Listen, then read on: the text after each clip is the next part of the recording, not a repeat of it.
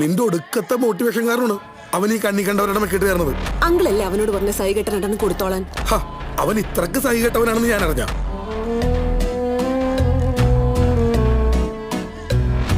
അവൻ ശരിക്കും നന്നായി വല്യമ്മ.